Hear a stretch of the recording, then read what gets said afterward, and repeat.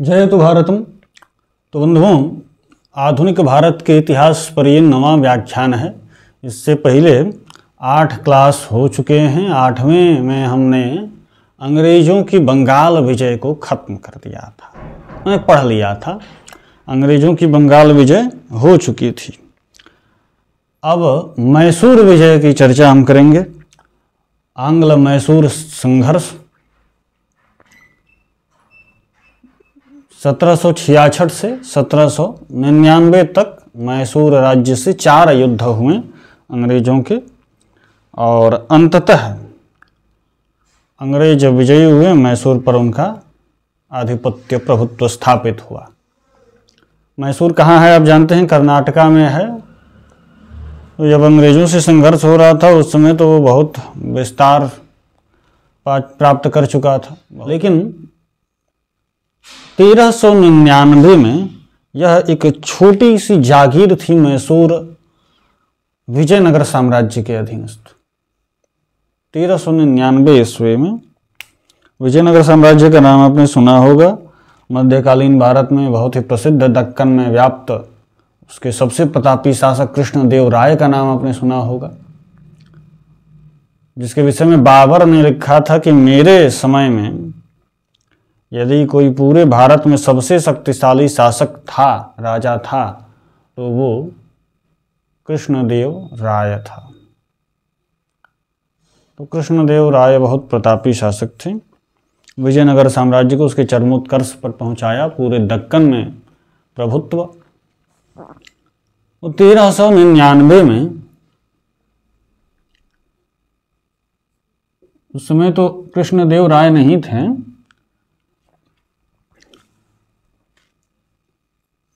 1399 में मैसूर एक छोटी सी जागीर थी और इसके जागीरदार नियुक्त हुए 1399 में यदुराया। यदुराया को जागीरदार बनाया गया मैसूर का, और इन्होंने ही वाड्यार वंश की नींव डाली। हालांकि वाड्यार वंश की पहचान उस समय कुछ बनी नहीं थी, क्योंकि ये तो जागीर थी ना विजयनगर साम्राज्य। वाड्यार वंश आगे चल के जब विजयनगर साम्राज्य का अंत हुआ, पतन हुआ 1565 में तालीकोटा के युद्ध में, उसको हम अभी बताएंगे। थोड़ा बेसिक जानकारी उसके विषय में देंगे, डिटेल में तो हम मध्यकालीन भारत के इतिहास में पढ़ेंगे। तो 1565 के बाद यह अपने स्वतंत्र अस्तित्व में आया मैसूर राज्य। लेकिन उस समय तो वाड्यार वंश की नींव यदुराया ने ही डाली थी। वाड्यार वंश, अब देखिएगा जो है कि 1424 तक इन्होंने शासन किया। 1424 तक निष्ठावान वफादार सामंत बन के इन्होंने अपना राज्य किया। 1429 लिखें, 1424। हाँ, इसके बाद कई यहाँ के सामंत आए गए जागीरदार। 1565 में हो गया तालीकोटा का युद्ध। तालीकोटा का युद्ध, जिसे राक्षस तंगड़ी के युद्ध के नाम से भी जानते हैं, राक्षस तंगड़ी।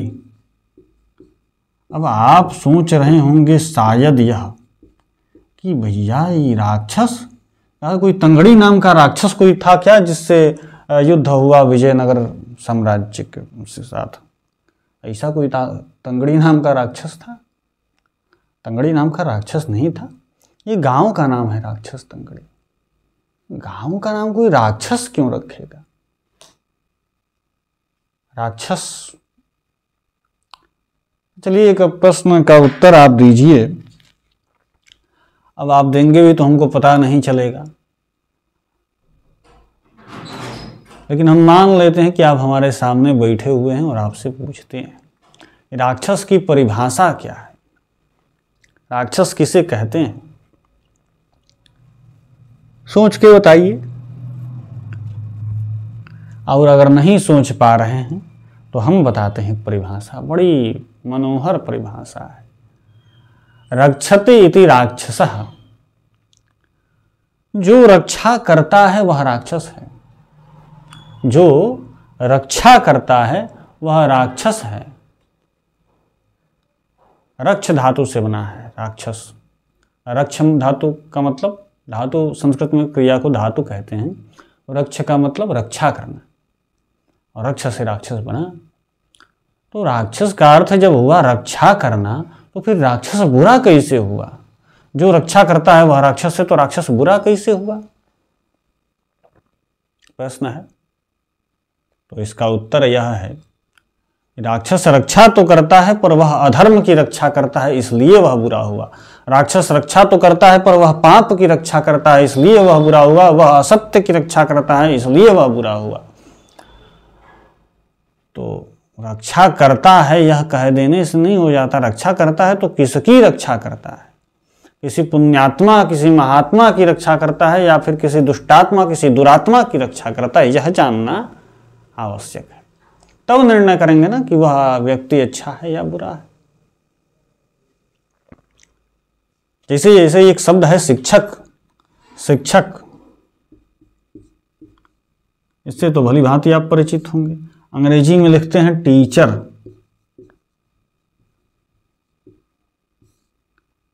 टीचर जो टीच करे वह टीचर है। टीच करना मतलब सिखाना, जो सिखाए वह शिक्षक। शिक्षक जो शिक्षा दे वह शिक्षक। तो एक बात बताइएगा, शिक्षा तो कैसी भी शिक्षा दी जा सकती है, अच्छी भी शिक्षा दी जा सकती है, बुरी भी शिक्षा दी जा सकती है। तो जो अच्छी शिक्षा दे रहा है वह तो अच्छा शिक्षक हुआ, लेकिन जो बुरी शिक्षा दे रहा है वह शिक्षक तो है पर वह बुरा शिक्षक है। कोई अगर यदि चोरी करने की शिक्षा दे रहा है तो वह भी शिक्षक है, लेकिन वह चोरी करना कैसे है ऐसी शिक्षा देने वाला शिक्षक है, वह बुरी शिक्षा दे रहा है। तो शिक्षक जो है यह अच्छा भी हो सकता है और बुरा भी हो सकता है। शिक्षक शिक्षा देना, जो शिक्षा दे वह शिक्षक या उचित नहीं केवल शिक्षा दे रहा है तो कैसी शिक्षा दे? अच्छी शिक्षा दे रहा है तब अच्छा शिक्षक, बुरी शिक्षा दे रहा है तो बुरा शिक्षक। तो शिक्षक की दो कैटेगरियां हैं, लेकिन जो केवल अच्छी ही शिक्षा देता है उसको हम कहते हैं गुरु। उसके लिए एक अलग शब्द आया है गुरु, जो केवल अच्छी ही शिक्षा दे। क्यों हम कहेंगे जो केवल अच्छी ही शिक्षा दे उसको गुरु?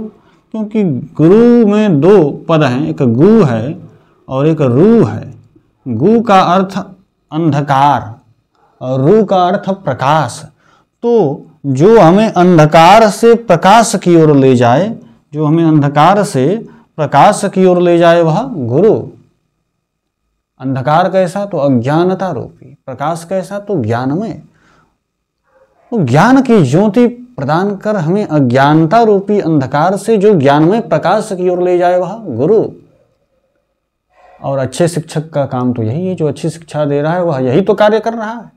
तो शिक्षक की दो कैटेगरियां हैं, शिक्षक अच्छा भी हो सकता है, बुरा भी हो सकता है, लेकिन गुरु हमेशा अच्छे होंगे। और अंग्रेजी में गुरु के लिए कोई शब्द नहीं है। अंग्रेजी में टीचरें हैं, वो कह लीजिए, और तो मास्टर, मास्टर माने उस्ताद। तो उस्ताद भी तो जो है कि कैसा भी उस्ताद हो सकता है, चोरी की शिक्षा देने वाला, सिखाने वाला भी उस्ताद हो सकता है। मास्टर किसी चीज़ का मास्टर, एकदम मास्टर माइंड, किसी भी काम में जो पारंगत हो मास्टर, तो उसको भी गुरु आप नहीं कह सकते। मास्टर जी, गुरु जी एक नहीं हो सकते। Master is not equal to guru ji, और टीचर भी इज नॉट इक्वल टू गुरु। तो अंग्रेजी में ऐसे शब्द नहीं, हमारे यहाँ प्रत्येक अर्थ के लिए अलग अलग शब्द बने हुए हैं। गुरु जो अंधकार से प्रकाश की ओर ले जाए, शिक्षक जो शिक्षा दे, तो अच्छा भी हो सकता है, बुरा भी हो सकता है। आचार्य जिसका चरित्र आचरण करने योग्य हो, व्यवहार आचारित, जिसका आचार, जिसका व्यवहार अपनाने योग्य हो, वह आचार्य है। जिसके आचार को देखकर, व्यवहार को देखकर हमें लगे ऐसे कि हमें भी आचार जो है कि आचार का पर्यायवाची है, और व्यवहार का पर्यायवाची शब्द है आचार। तो आचार से ही बना है आचरण। आपके व्यवहार ही तय करते हैं आपके आचरण को। आचरण यानी व्यवहार। जिसे कहते हैं हम भ्रष्टाचार, तो भ्रष्ट और आचार से बना है भ्रष्टाचार। तो जिसका आचार भ्रष्ट हो, यानी जिसका व्यवहार भ्रष्ट हो, वह भ्रष्टाचारी है। आप लोग समझते नहीं, करप्शन करते रहते हैं। आपको यही लगता है कि जो है कि 2-3-5 करने वाला आदमी जो है 2 नंबर का काम करने वाला वही भ्रष्टाचारी ना। जिसका आचार भ्रष्ट है, जिसका व्यवहार भ्रष्ट है, वह भ्रष्टाचारी। यार ये आपसे अभद्र व्यवहार कर रहा है, भ्रष्ट व्यवहार कर रहा है, वह भी भ्रष्टाचारी है। भ्रष्टाचारी का मतलब केवल चोर चक्का जो है कि 2 नंबर का काम करने वाला, 3-5 करने वाला, जो है कि घूस लेने वाला, चाहे और कोई ऐसे कार्यों में संलिप्त होने वाला, यही केवल भ्रष्टाचारी नहीं, वह भी व्यवहार भ्रष्ट है जो कर रहे हैं। लेकिन उसके अलावे भी कई भ्रष्ट व्यवहार हैं। तो भ्रष्टाचार एक बहुत व्यापक अर्थ में प्रयुक्त। खैर हम कहाँ से कहाँ चले गए। हमारी आदत है जो है कि ज्ञान देने की। आप अगर लेना चाहें तो ले सकते हैं। कहाँ थे हम? राक्षस से आए ना। राक्षस तंगड़ी तो एक गांव है, राक्षस तंगड़ी। यहाँ जो है कि युद्ध हुआ, विजयनगर साम्राज्य पर आक्रमण किया। चार सुल्तानों ने मिलकर, 4 सल्तनत, मुस्लिम सल्तनत जो थे विजयनगर के आसपास जो डेरा डाले हुए थे, एक अहमदनगर, एक बीजापुर, एक बिदर और एक गोलकोंडा, लिख लीजिएगा। Ahmednagar plus Bijapur plus Bidar plus Golconda versus कौन हो गया हो? विजयनगर साम्राज्य।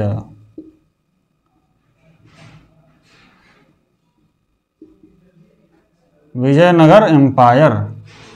तो ये चारों मिलकर आक्रमण कर दिए विजयनगर पर। उस समय विजयनगर पर शासन था सदाशिव राय का। लेकिन यह नाम मात्र के राजा थे। सदाशिव राय के पास शक्तियां कोई नहीं थी। वास्तविक शक्ति इनके मंत्री या प्रधान सेनापति कह लीजिए, जो है कि राम राया के पास थी। राम राय कह लीजिए या राम राया कह लीजिए, दक्षिण भारत में इसे राया वहाँ पर उस समय बोलते थे। राम राया जो थे या कृष्णदेव राय के दामाद थे। क्या थे? दामाद थे। वास्तविक शक्ति इन्हीं के पास थी। राम राया इस बात को समझ चुके थे कि हमारे रास्ते के सबसे बड़े कांटे ये मुस्लिम सल्तनतें ही हैं, जो 4 हमारे आसपास जो है कि डेरा डाले बैठी हुई हैं। तो इनको कुचलना पड़ेगा। इनको कुचलने के लिए जो है कि भेद नीति का इन्होंने प्रयोग किया। 4 नीतियां होती हैं।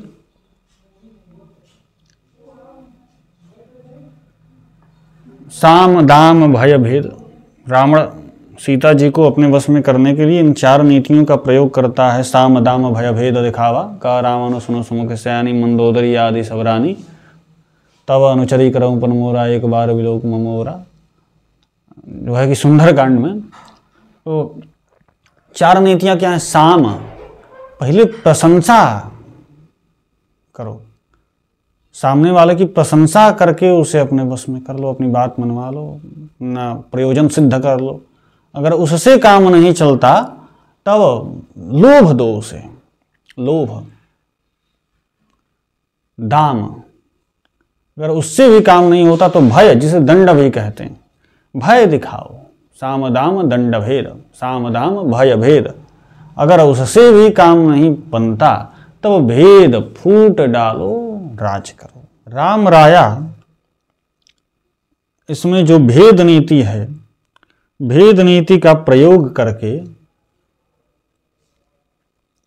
इन 4 को अलग कर इनको कुचलने का प्रयास करता है। लेकिन यह 4 सुल्तान इस बात को समझ जाते हैं और एक होकर विजयनगर साम्राज्य पर आक्रमण कर देते हैं।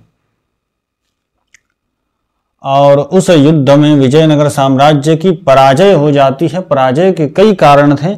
उन कारणों में जो सबसे प्रमुख कारण था वो हम बाद में बताएंगे। पहले और सारे कारण देख लीजिए कि विजयनगर साम्राज्य के पास जो है कि जो सेना थी वह पैदल सेना 1,40,000 की थी। इधर इन 4 सुल्तानों की सेना मिला के मात्र 80,000 थी। सोचिए, ये 4 मिल गए फिर भी 80,000 और ये अकेले 1,40,000। इनके पास घुड़सवार थे 30,000। इनके पास घुड़सवार बस 10,000। यहाँ पर ये कम थे, घुड़सवार इनके पास उतने नहीं थे। इसके अलावे तो घुड़सवार कम थे, यह एक पराजय का कारण। दूसरा कि इसमें जो बीजापुर का सुल्तान था अली आदिल शाह प्रथम, अली आदिल शाह प्रथम,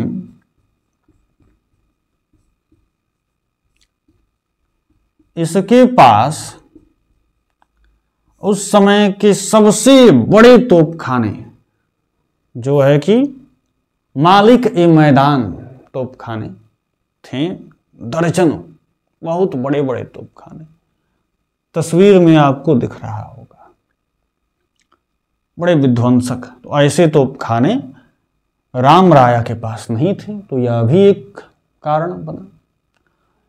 राम राया के पास हाथियां थीं, 100 से अधिक हाथियां, लेकिन उन तोपखानों के बौछार के सामने हाथियां कहाँ टिकने वाली, और सनक गई। जब गोले दागे गए तो और सनक गई हाथियां और अपने ही सेना को मारने लगी। आगे बढ़ ही नहीं पा रहा, आगे बढ़ती तब तो उन तोपखानों के गोले जब गिरने शुरू हुए तो हाथियां जो है कि एकदम सनक गई और अपनी ही सेना को कुचलने लगी। तो यह एक कारण। सबसे बड़ा कारण था गिलानी बंधुओं की गद्दारी। जो विजयनगर सेना में, राम राय की सेना में जो सेना नायक थे गिलानी बंधु, ये गिलानी बंधुओं ने, गिलानी भाइयों ने गद्दारी कर दी। इन सुल्तानों से जाके ये मिल गए थे और युद्ध के दौरान ये युद्ध करने गए तो पर अपनी ही सेना पर आक्रमण कर दिया। हम आपको पहले भी बता चुके थे कि जो सेनाएं हुआ करती थी वह राजा के प्रति निष्ठावान नहीं होती थी, वह अपने सेना नायकों के प्रति निष्ठावान होती थी, क्योंकि सेना नायक ही अपनी सेना को वेतन देता था, उसका प्रशिक्षण भी अलग अलग तरह से कराता था। जैसे एक राजा है, उसके अधीन 4 अगर सेना नायक हैं तो चारों सेना नायक 10-10 हज़ार की फौज रखेंगे। चारों सेना नायक अपने अनुसार उन्हें प्रशिक्षित करेंगे, उन्हें वेतन देंगे, उन्हें जो है कि सारी चीज़ें सुविधाएं देंगे। सब सेना नायकों की जिम्मेदारी है। एक तरह से वो ठेकेदार हो गए सेना सिपाहियों के। इतने सैनिक आपके जिम्मे, इतने सैनिक आपके जिम्मे, आप इतने सैनिकों का प्रबंध करिए। सेना नायकों को ही भर्ती करना होता था, सब उन्हीं को करना होता था। आप इतने सैनिकों को लीजिए, अब जहाँ कहाँ से भी लेकर आएँ, सेना नायक आपको बना दिए, आप 10,000 अपना सेना तैयार रखिए युद्ध के लिए। तो अब जो सारे प्रबंध कर रहा है, जो नौकरी दे रहा है, जो वेतन दे रहा है, जो प्रशिक्षण दे रहा है, वही तो सब करता धरता है। तो सेना तो जो सैनिक होंगे तो उसी के प्रति लॉयल होंगे, उसी के प्रति निष्ठावान होंगे। तो वह यदि कह दे कि हम युद्ध नहीं करेंगे तो नहीं करेंगे, हम इनके विरुद्ध करेंगे तो इनके विरुद्ध करेंगे, हम उनके विरुद्ध करेंगे तो हम उनके विरुद्ध करेंगे। अब देखिए, वर्दी तो सबकी एक ही तरह की थी। विजयनगर सेना के जो जितने भी सिपाही थे, वर्दियां तो सबकी एक ही तरह। अब 1,40,000 की मान लीजिए फौज है और उसमें से 40,000 वैसे ही वर्दी पहने लोग अपनी ही सेना पर टूट पड़े आक्रमण करने। उन्हें तो कुछ समझ में नहीं आएगा कौन शत्रु है कौन मित्र। और फिर जो सिपाही उन गिलानी बंधुओं का सिपाही नहीं भी है, उन पर भी ये टूट पड़ेंगे। बाकी के देखेंगे कि हमारे ही सेना जो है कि हमको मार रही, तो ये समझ ही नहीं पाएंगे। अब जो मिलेगा उसी को मारने काटने लगेंगे।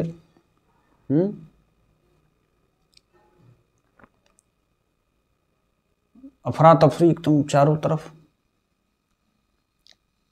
जो मिल रहा है उसी को मार रहे हैं। कोई मोहर थोड़े नहीं लगाया उन सिपाहियों पर कि ये गिलानी बंधु के सिपाही हैं,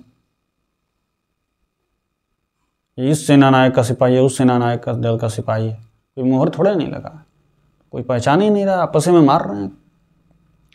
वैसे ही जैसे जब खर आक्रमण करने गया, महाबली खर और दूषण, तो खर उसमें से जब आक्रमण करने गया, दूषण तो पहले मर गया था, तो राम जी ने मोहिनी बाण का संधान किया और सैनिकों को, जो खर के सैनिक थे, सिपाही थे, उनको सामने जो भी था सभी सैनिकों में राम ही दिख रहे थे, राम जी ही दिख रहे थे, और सभी एक दूसरे को शत्रु ही समझ रहे थे और जो है कि आपस में जो है कि लड़कट के मर गए। तो ऐसा यहाँ पर भी एक माहौल। मोहिनी अस्त्र का ज्ञान तो नहीं था इन सुल्तानों को, लेकिन जो है कि इन्होंने भी उसी भेद नीति का प्रयोग करके जो राम राया चल रहा था, अलग कर इस गिलानी बंधुओं को अपने में मिला के इनकी गद्दारी का फायदा उठा के जो है कि मोहिनी अस्त्र का निर्माण कर लिया। सोच जाइए आप। और सभी सैनिकों को सामने वाले जो भी थे वो जो है कि शत्रु ही दिख रहे थे। अब ये अपने सैनिकों से लड़ें कि शत्रुओं से लड़ें, किससे लड़ें? तो ये भी एक बहुत बड़ा कारण, सबसे बड़ा कारण यही था, इनकी गद्दारी। फिर राम राया को बंदी बना लिया गया, उनका सर कलम कर दिया गया, विजयनगर साम्राज्य को पूरी तरह से तहस नहस कर दिया गया, नष्ट भ्रष्ट कर दिया गया और इसका पतन हो गया। लेकिन इनकी ये एकता केवल इस युद्ध तक ही सीमित थी, इन 4 सुल्तानों की एकता। इसके बाद ये फिर बिखर गए। इसका लाभ मुगलों ने उठाया और मुगलों का आधिपत्य भी कुछ समय तक दक्कन के कुछ हिस्सों में स्थापित हुआ। लेकिन विजयनगर के पतन के बाद जो भी राज्य, जो भी जागीरें थीं, वो सब अपने करीब अपने स्वतंत्र अस्तित्व में आने लगी। उसमें मैसूर राज्य भी एक था। तो विजयनगर साम्राज्य के ध्वंसावशेष पर जिन राज्यों का उदय हुआ उनमें से मैसूर राज्य भी एक राज्य था, स्वतंत्र अस्तित्व में आया। धीरे धीरे जो है कि इसका विस्तार शुरू हुआ। 1734 में इसके जो राजा बने, 1734 में वो राजा थे चिक्का कृष्णराज वाड्यार द्वितीय। चिक्का कृष्णराज वाड्यार द्वितीय।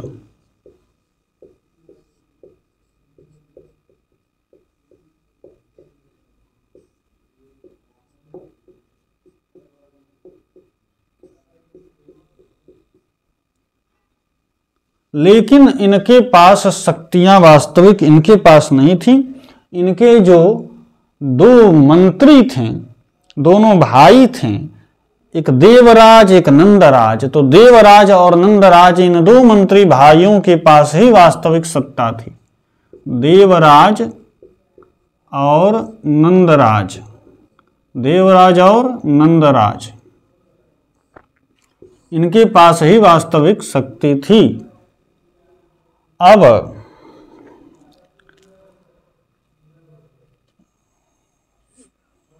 1749 में हैदर अली नाम के एक व्यक्ति का पदार्पण होता है वाड्यार सेना में, मैसूर सेना में। वह एक घुड़सवार बन के आता है। घुड़सवार के रूप में उसकी नियुक्ति होती है सेना में हैदर अली की 1749 में। तो 1749 में कौन दिखता है हमें? हैदर अली, एक घुड़सवार।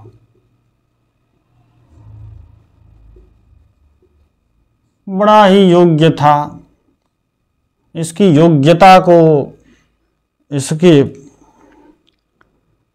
काम को देखते हुए, इसकी निष्ठा को देखते हुए जो है कि नंदराज बड़ा प्रभावित होता है और 6 साल में ही, 6 साल बाद ही 1755 में ही इसे डिंडीगुल का फौजदार बना देता है। डिंडीगुल एक जिला इसे समझ लीजिए मैसूर राज्य का, और इसका फौजदार यानी कि डिंडीगुल का आप मान लीजिए कि सुपरिंटेंडेंट ऑफ पुलिस। फौजदार यानी कि उस समय का एसपी के बराबर का आज के हिसाब से पद था। तो फौजदार।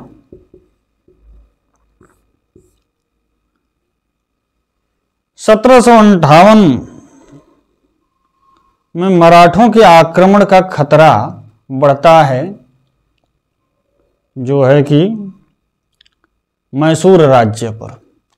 इसको संभालने में थोड़े देवराज नंदराज थोड़े असक्षम दिखते हैं। उसी समय श्रीरंगपट्टनम जो मैसूर की राजधानी है, जहाँ श्रीरंगानाथ स्वामी जी का मंदिर है, उन्हीं के नाम पर श्रीरंगपट्टनम पड़ा नाम। तो मैसूर की राजधानी श्रीरंगपट्टनम में पहुंचता है हैदर अली। अब राजधानी में पहुंचता है और वहां पर राजनीति में हस्तक्षेप करता है यह हैदर अली। श्रीरंगपट्टनम 1758। और धीरे धीरे 3 साल में 1761 तक पूरी शक्ति जो है कि मैसूर राज्य की ये अपने हाथों में ले लेता है। देवराज और नंदराज को बाध्य कर देता है राजनीति से संन्यास लेने। तो जिस नंदराज ने इसे सैन्य अधिकारी बनने का अवसर प्रदान किया, जिस नंदराज ने इस पर इतना विश्वास किया, इसे डिंडीगुल का फौजदार बनाया, इसे निष्ठावान समझा, जो है कि उसी ने दगा कर दिया, धोखा दे दिया, गद्दारी कर दी, विश्वासघात कर दिया और इन्हें बाध्य कर दिया, राजनीति से संन्यास लेने पर पदच्युत कर दिया और खुद सारी शक्ति अपने हाथ में इसने ले लिया। 1766 तक यह स्वतंत्र शासक के रूप में स्थापित हुआ।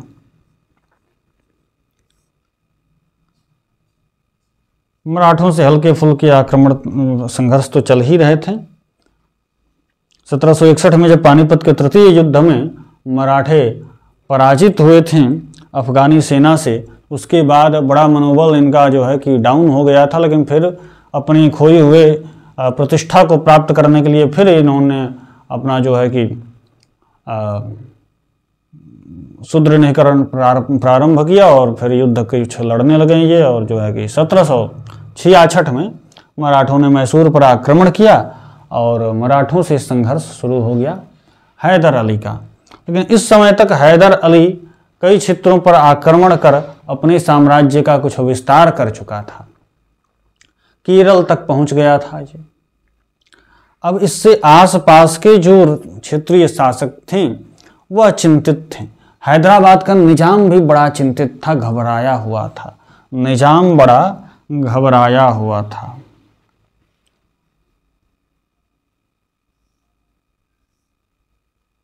निजाम बहुत घबराया हुआ था हैदराबाद का। अंग्रेज भी चिंतित थे हैदर अली के इस विस्तार को देखते हुए कि एक मामूली अदना सा सिपाही, एक घुड़सवार देखते देखते जो है कि शासक बन गया, पूरी सत्ता को प्राप्त कर लिया और अब फिर अपने क्षेत्र का विस्तार भी प्रारंभ कर दिया, जो 1565 से लेकर जितना विस्तार अभी तक मैसूर राज्य का नहीं हुआ था वह मात्र इसने कुछ चंद वर्षों में ही कर लिया, 2-4 वर्षों में ही।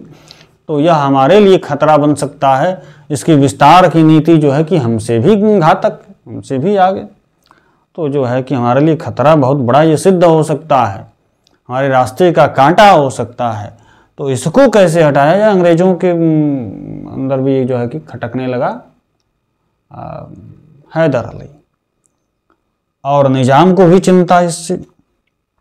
दूसरा, अंग्रेज भी अपना विस्तार करना ही चाहते थे। बंगाल विजय के बाद इन्हें भी कॉन्फिडेंस पूरा आ गया था जो है कि ये भी अपना विस्तार चाहते थे। और तो इन्होंने उचित अवसर देखा 1766 में जब मराठों ने आक्रमण किया इन पर, मैसूर पर, तो उचित अवसर पाया और निजाम से जाकर कहा कि आप चिंतित ना हो, आप चिंतित ना हो, your excellency, don't worry, we help you, हम मदद करेंगे,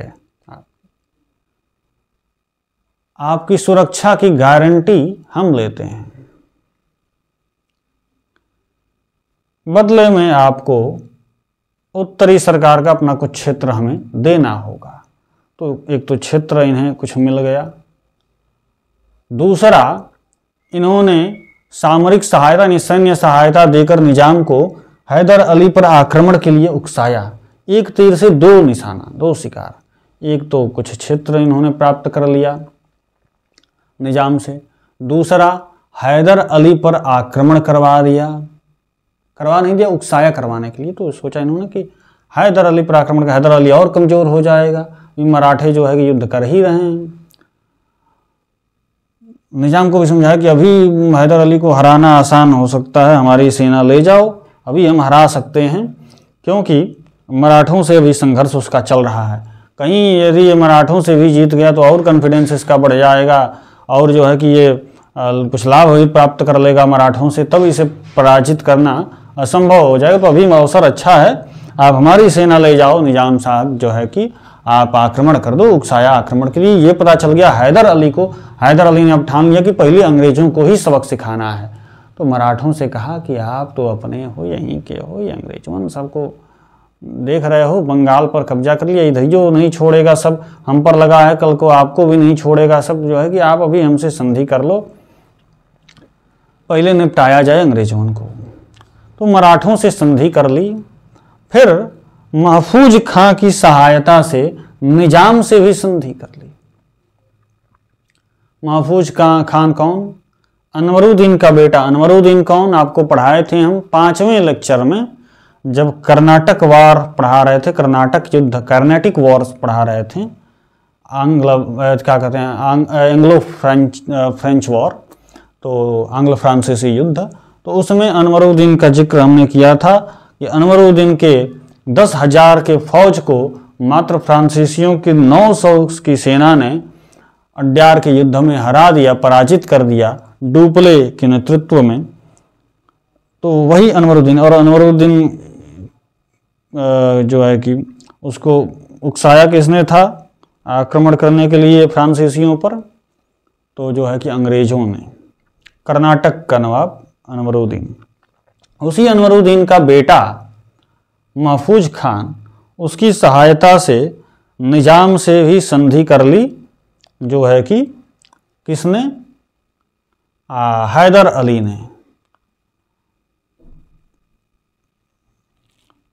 अब दोनों ने मिलकर संधि अपना गुट बनाया और जो है कि अंग्रेजों के मित्र राज्य कर्नाटक पर आक्रमण कर दिया। किस पर आक्रमण कर दिया? कर्नाटक पर आक्रमण कर दिया। कर्नाटक पर, जो अंग्रेजों का मित्र राज्य था, उस पर आक्रमण कर दिया। और यहीं से शुरुआत हो गई प्रथम आंग्ल मैसूर युद्ध। प्रथम आंग्ल मैसूर युद्ध।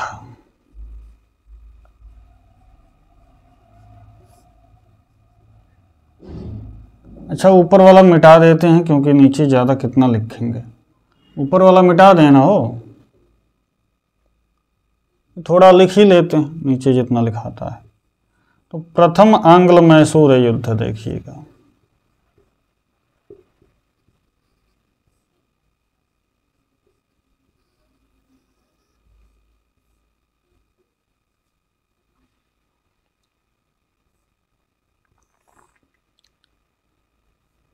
कर्नाटक पर आक्रमण किया, अंग्रेज बौखला गए।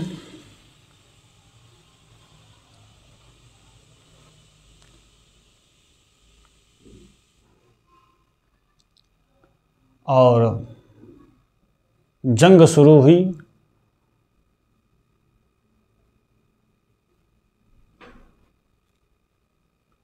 संगम और तिरुवन्नमलई दोनों स्थानों पर अंग्रेजों ने पराजित कर दिया हैदर अली और निजाम की सेना को। संगम और तिरुवन्नमलई 1767 के अंत में युद्ध शुरू होता है। 1768 मान लीजिएगा, 1768 से 69 तक 2 साल चला था। तो संगम और तिरुवन्नमलई में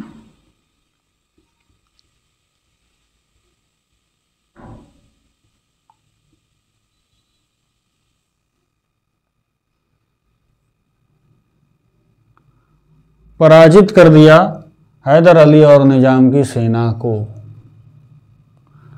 अब निजाम ने देखा कि ये क्या हो गया। हम हैदर अली को ताकतवर समझे थे कि मराठों से संघर्ष कर रहा था, मराठों ने भी संधि कर ली, ताकतवर है भैया, इसके साथ हम हो गए थे अंग्रेजों को छोड़कर जिनके साथ हम पहले थे। और ये तो ताकतवर वास्तव में अंग्रेज ही निकले, तो गड़बड़ी हम कर दी। तो अवसरवादी निजाम ने फरवरी 1768 में फिर अंग्रेजों से जाकर संधि कर ली। अंग्रेजों से ये मिल गया फरवरी 1768 में। इसका मतलब आप क्या समझ रहे हैं कि Nizam of Hyderabad is equal to Nitish Kumar of Bihar है। पहले अंग्रेजों के साथ था, फिर हैदर अली के साथ, फिर अंग्रेजों के साथ। अभी यहाँ पे रुकेगा नहीं है, फिर पाला बदलेगा बाद में, आप देखिएगा। फिर जो है कि अंग्रेजों का साथ छोड़ के मराठों के साथ चला जाएगा और उनके विरुद्ध युद्ध करेगा। फिर मराठों का साथ, फिर जो है कि ये हैदर अली के साथ भी हो जाएगा।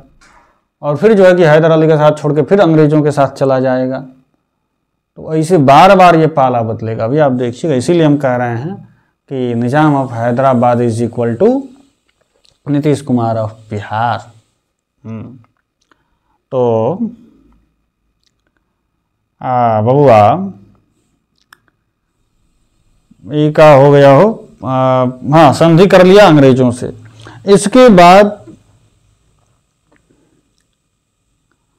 हैदर अली को इस धोखे का जवाब देना था। उसने पुनः आक्रमण किया।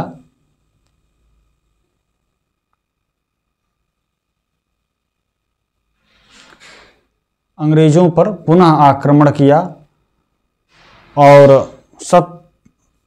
जो है कि मंगलोर में युद्ध हुआ और बंबई से जो है कि एकदम प्रशिक्षित सेना, ट्रेंड आर्मी आई थी अंग्रेजों की, उसे बुरी तरह पराजित किया। मंगलोर में बंबई से आई हुई एकदम ट्रेंड सेना को खूब बुरी तरह पराजित किया। और 1769 तक, 1700 यहीं लिख देते हैं, 69 तक मद्रास तक अंग्रेजी फौज को धकेल दिया। मद्रास जो इनका हेडक्वार्टर, मुख्यालय। अब अंग्रेजों को लगा कि ये तो बड़ा गड़बड़ है, हो जो है कि हमारा अस्तित्व खतरा में पड़ गया है। अब जो है कि कहीं सुलह ना करें तो कहीं मद्रास से पूरा उखाड़ ना फेंके तो दक्षिण से हम तो पूरा मिट जाएंगे। तो अस्तित्व का संकट आया जानकर अंग्रेजों ने संधि कर ली, मद्रास की संधि। कहाँ की संधि बबुआ? मद्रास की संधि। तो मद्रास की संधि हुई।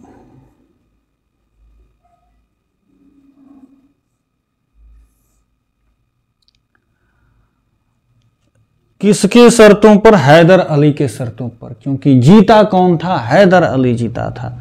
अब हैदर अली ने देखा इतिहास को उठा के, अंग्रेज जहां भी जीत रहे थे संधि की शर्तें क्या रख रहे थे, उसी के मुताबिक इसने भी शर्तें कहा कि पहले तुम लेते थे युद्ध का खर्चा वर्चा सब, अब हम लेंगे। युद्ध में हमारा जितना खर्चा हुआ है वो तो दो ही, साथ में उसके बाद हरजाना भी दो।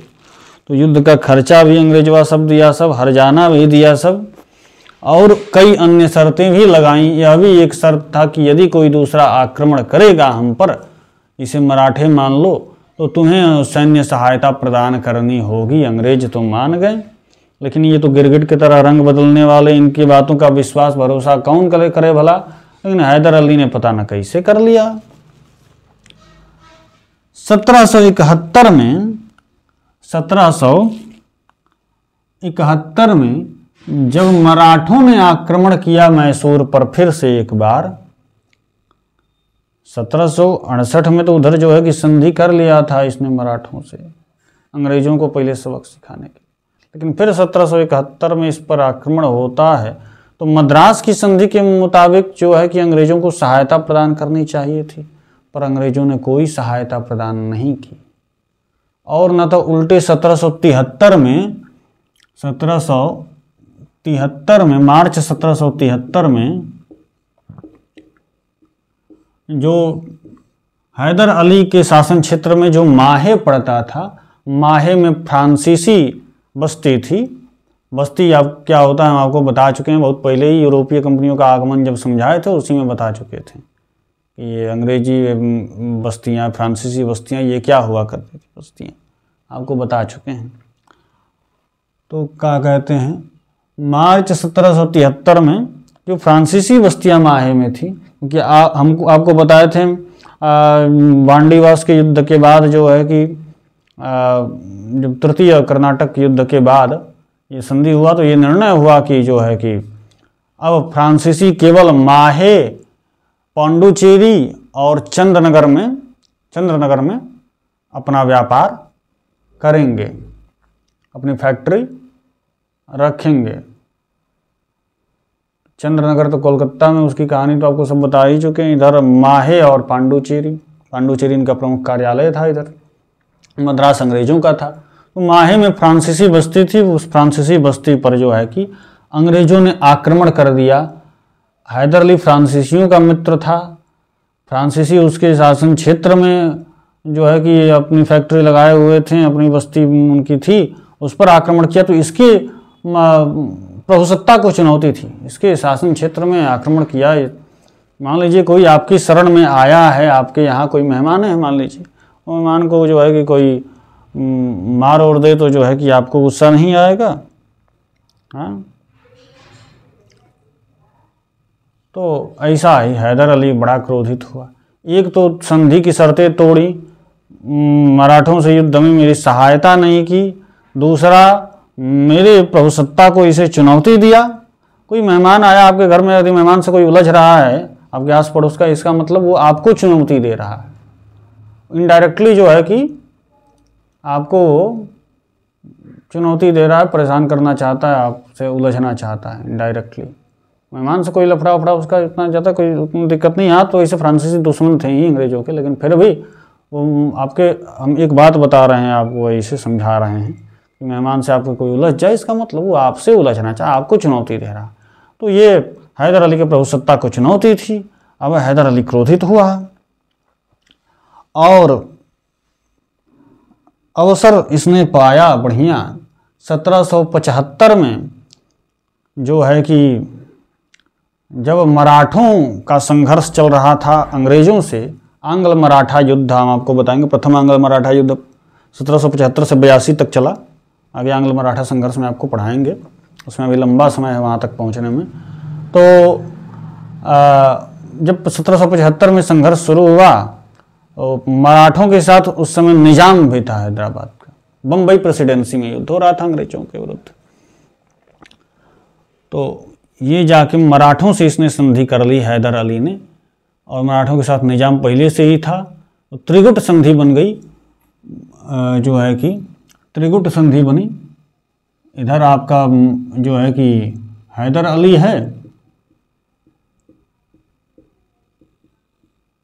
और ये आपके जो मराठे और निजाम। तो मराठा निजाम तो थे ही, हाथ जोड़े हुए बांधे हुए थे। हैदर अली ने बीच में आके जो है कि संधि दोनों से करके त्रिगुट संधि बना ली, और जो है कि अंग्रेजों के मित्र राज्य वही कर्नाटक पर आक्रमण किया और बुरी तरह से कर्नाटक में अंग्रेजों को पराजित किया। वहीं से द्वितीय आंग्ल मैसूर युद्ध प्रारंभ हो जाता है। द्वितीय आंग्ल मैसूर युद्ध वहीं से प्रारंभ हो जाता है। तो द्वितीय आंग्ल मैसूर युद्ध की चर्चा हम करेंगे, बोर्ड पर जगह नहीं है, तो इसलिए पहले आप अगर इसका स्क्रीनशॉट लेना चाहें तो ले लीजिए। वैसे कुछ खास लेने लायक है नहीं, क्योंकि हम लिखते कम हैं, बोलते ज़्यादा हैं। फिर भी अगर आपको काम का लगे तो आप ले लीजिए, हम हट जाते हैं। हाँ, तो अब इसको हम मिटाते हैं बंधो।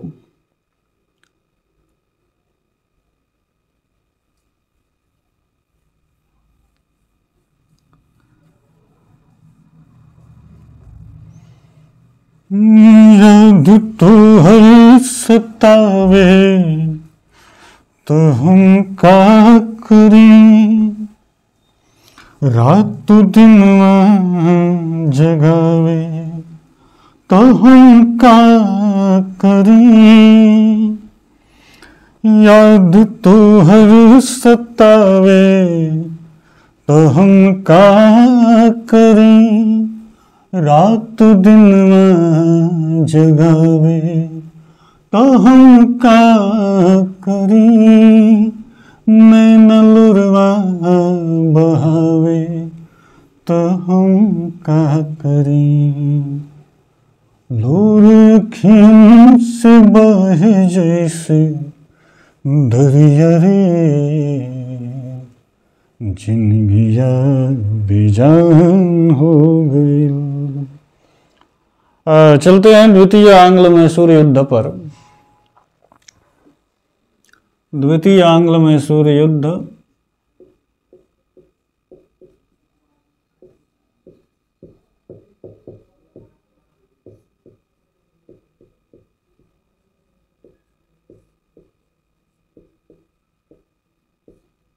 ठीक, हमने कहा कि 1780 में कर्नाटक पर आक्रमण कर दिया। जुलाई 1780 में, नोट कीजिएगा, point to be noted milord, जुलाई 1780 में।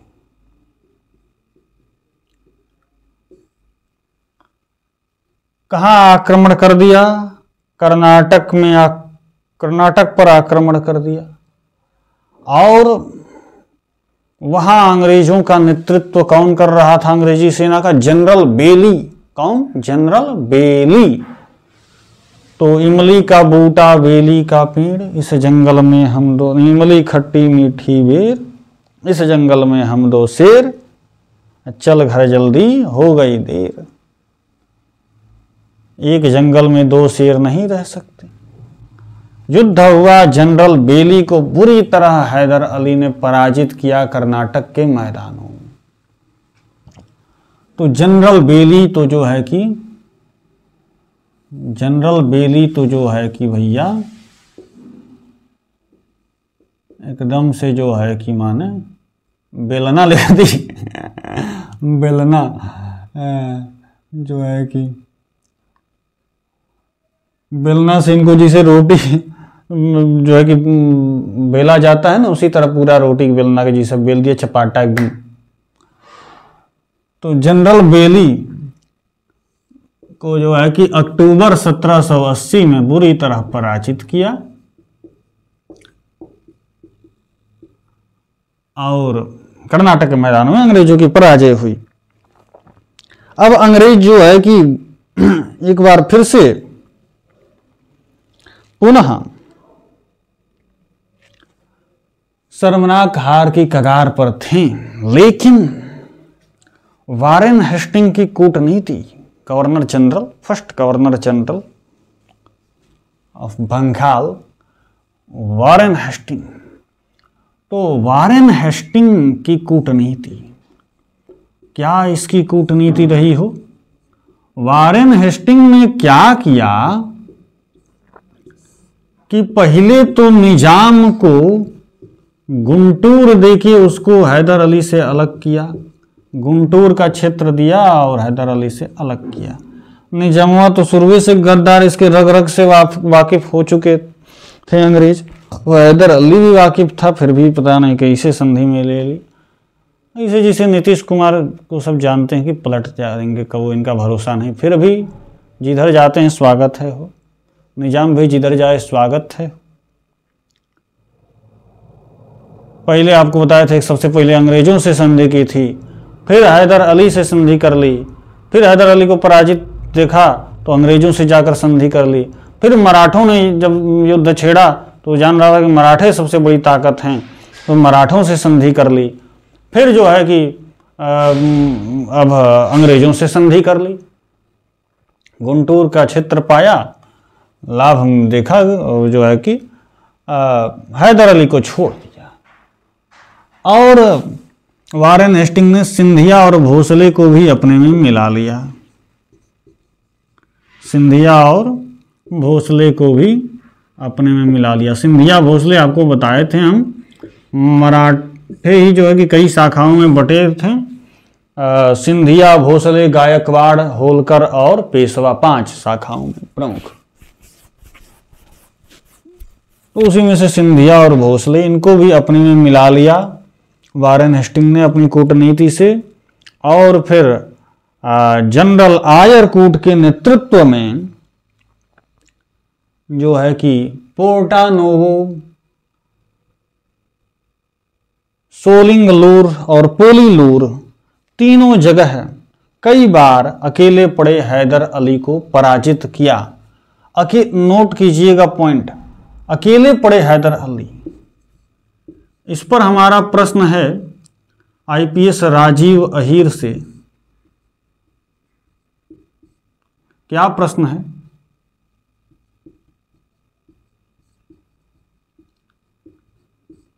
ये युद्ध कब हुआ? जनरल आयरकूट ने कब युद्ध किया?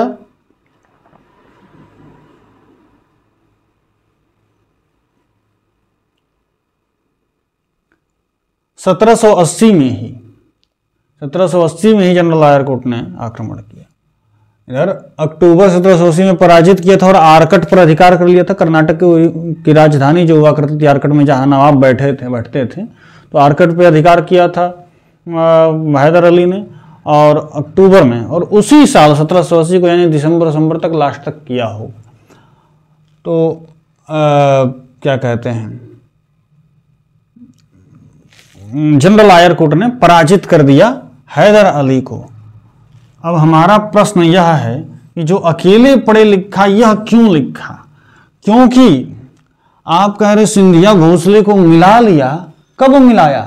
1782 में जब सालबाई की संधि हुई, 1782 में सालबाई की संधि में जो है कि सिंधिया को अपने में मिलाया, भोसले को मिलाया, सालबाई की संधि 1782 में। उससे पहले 1781 तक तो एकदम खूंखार जंग सिंधिया से हो रही है 1782 में। और जनरल आयरकुट हैदर अली को कब पराजित कर रहा है? 1780 में। तो अभी तो मराठे इसके साथ ही थे। हाँ, 82 में ना अलग हुए, तो पहले ही कैसे लिख रहे हैं कि निजाम को गुंटूर देके अलग कर दिया, सिंधिया भोसले को भी अपने में मिला लिया और इस प्रकार अकेले पड़े हैदर अली को जो है कि कई बार पराजित किया। जो है कि आपके पोटानो का पोलीलूर और सोलिंगलूर में पराजित किया कई बार। कैसे कह रहे हैं अकेले पड़े? 2 साल पहले ही अकेले कर दिए। और हो रहा है इसका उल्टा, जब साथ हैं तब ये पराजित हो रहा है हैदर अली, और जब अलग हो गए 1782 में, 1782 एकदम प्रारंभ में ही, तब जो है कि इसके बाद फिर हैदर अली उठ खड़ा होता है और फिर 1782 में आक्रमण करता है और जनरल आयरकुट को पराजित कर देता है। तो जब अलग हुआ, जब अलग पड़ा तब इसने पराजित कर दिया। जब साथ था तब पराजित हो गया स्वयं। जब साथ था तो हारा, जब अलग हुआ तो जीता। लेकिन यहां पर उल्टा दिखाया जा रहा है कि जब अलग हुआ तो हारा और जब साथ था तो जीता। ये उल्टा दिखाया जा रहा है। तो आईपीएस राजीव अहीर जी से मेरा प्रश्न है, जिन्होंने स्पेक्ट्रम की किताब लिखी है, जिसे हम सभी पढ़ा करते हैं आधुनिक भारत के लिए, क्यों ऐसा लिखा? मेरा प्रश्न है। उन तक पहुंचेगा नहीं, मैं जान रहा हूं। अब भाग्य से, राम जी की कृपा से पहुंच जाए तो इस प्रश्न का उत्तर दीजिएगा। हम बहुत छोटे हैं, जो है कि प्रश्न करते हैं बस। मतलब दिखाया जा रहा है कि अंग्रेज इसलिए हार रहे थे क्योंकि ये 3 लोग मिलकर साथ लड़ रहे थे। नहीं तो अंग्रेज तो जीत ही जाते हैं। जैसे देखिए अकेले हुए वैसे जीत गए। अंग्रेजों को शेर दिखाया जा रहा है। ये साथ मिलकर लड़ाई कर रहे थे ना, साथ मिल गए थे ना तीनों, तब हरा पा रहे थे। जैसे ही अलग हुए, देखिए जनरल आयरकुट ने पराजित। ऐसा नहीं था। 1782 में फिर जो है कि हैदर अली को हम हीरो नहीं दिखा रहे हैं, हीरो था ही नहीं, ये भी तो गद्दार था, जिसने इसको उतना उन्नति, उसको पदोन्नति दिया जितना उसको नंदराज, कितनी इसकी सहायता की, उसको जो है कि उससे धोखेबाजी कर दिया। तो ये तो इनके खून में ही थी। लेकिन फिर भी एक हम वास्तविकता, जो मेरे अंदर जो प्रश्न उठा वो मैं, क्योंकि उसी किताब में, उसी स्पेक्ट्रम में जो है कि मराठों से संधि के, सिंधिया से संधि के बारे में बताया गया। सालबाई की संधि 1782 तक तो बरियार चल रहा था, 1775 से 82 तक, और 1782 में सालबाई की संधि हुई। और उसमें जो है कि लिखा है वहीं पर 1782 में जब संधि हुई तो उस संधि से हैदर अली को अलग थलग करने का अवसर का लाभ पर सफलता मिली इन्हें, लिखा है राजीव अहीर जी ने। जब 1782 में ऐसा लिखा तो फिर 1780 में कैसे आप लिख रहे हैं कि निजाम को गुंटूर देकर अलग किया, सिंधिया भोसले को भी अपने में मिला लिया और इस प्रकार अकेले पड़े हैदर अली को कई बार पराजित किया? ये कैसे? ये प्रश्न है हमारा। खैर, तो फिर पराजित होने के बाद हैदर अली ने फिर एक बार हिम्मत दिखाई और 1782 में फिर से जनरल आयरकुट पर आक्रमण किया और पराजित किया।